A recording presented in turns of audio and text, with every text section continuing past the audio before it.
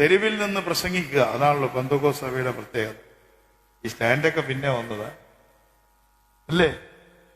പെന്തക്കോസ്തിലെ പ്രത്യേകിച്ച് നമ്മുടെ അമ്മച്ചിമാര് അവരിൽ നിന്ന് റോഡിൽ നിന്ന് പ്രസംഗിച്ച പ്രസംഗമൊക്കെ നിസ്സാര പ്രസംഗമാണോ? ആരും കേൾക്കാനുണ്ടാവില്ല ചിലപ്പോ, പക്ഷെ അതവർക്ക് പ്രശ്നമല്ല.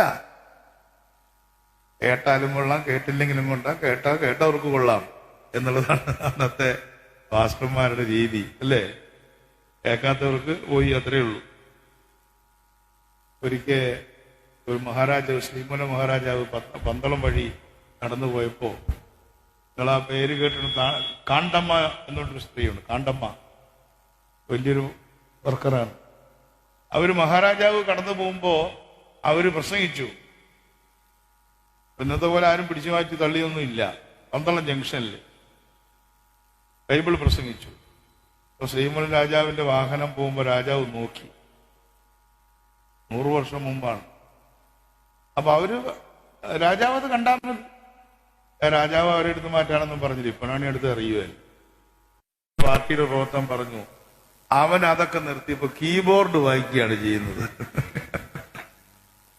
അപ്പൊ എങ്ങനെ അത് പെന്തക്കോസ്ത് സഭയുടെ കീബോർഡ് വായനക്കാരനാ.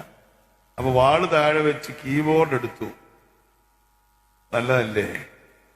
അവന്റെ കുടുംബത്തിൽ സമാധാനം വന്നില്ലേ? കുട്ടികൾ സ്കൂളിൽ പോകാൻ തുടങ്ങിയില്ലേ? അല്ലേ? അപ്പൊ ഇത് സത്യത്തിലൊരു ഗവൺമെന്റിന് ചെയ്യാൻ പറ്റാത്ത കാര്യമല്ലേ? ഒരു ഗവൺമെന്റിന് ചെയ്യാൻ പറ്റും. അപ്പൊ അതുകൊണ്ട് ഞങ്ങൾ ഗവൺമെന്റും രാഷ്ട്രീയ പാർട്ടികളും ഞാനടക്കമുള്ള എല്ലാ പാർട്ടികളും പരാജയപ്പെട്ടെടുത്ത് ഒരു സാമൂഹ്യ മാറ്റം സൃഷ്ടിക്കാൻ ഇന്ന സഭ എന്നില്ല, നിങ്ങൾ ഇറങ്ങിച്ചെന്ന് പ്രവർത്തിച്ചു.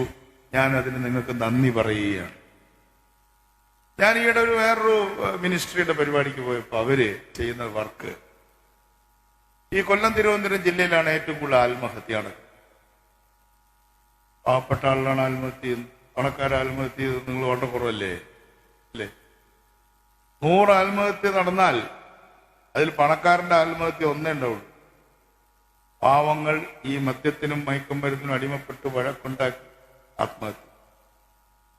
ഞാൻ അടുത്തിടെ മനസ്സിലാക്കിയ ചില മിനിസ്ട്രികൾ, നിങ്ങൾ ആത്മഹത്യ ചെയ്ത്, അവര് ദൈവികമായിട്ടുള്ള പോയിന്റാണ്, നിങ്ങൾക്ക് മറ്റൊരു ജീവൻ, മറ്റൊരു ജീവിതം സ്വർഗത്തിൽ നിങ്ങൾക്ക് കിട്ടും, ഇവിടെ മരിക്കേണ്ടത് നിങ്ങളെ കൊല്ലം, നിങ്ങൾ സ്വയം മരിക്കരുത് എന്നതായിരിക്കും അവർ പറയുന്ന അവരുടെ ദൈവികമായ ഭാഷ്യമെങ്കിലും എത്രയോ കുടുംബങ്ങൾ ഈ അച്ഛനും അമ്മയും ആത്മഹത്യ ചെയ്തതിന്റെ ഫലമായി ഇന്ന് അനാഥരായി തീർന്നിരിക്കല്ലേ?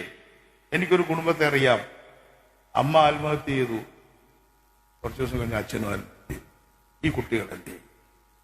അപ്പൊ ഈ നാട്ടിലെ സാമൂഹ്യ പ്രശ്നങ്ങൾ ഏറ്റെടുക്കുന്ന ഒരു സഭയാണ് പെന്തക്കോസ്ത് സഭ എന്നുള്ള കാര്യത്തിൽ എനിക്ക് ആരുടെ മുന്നിലും അത് പറയുന്നതിനൊരു പ്രയാസവും ഇല്ല.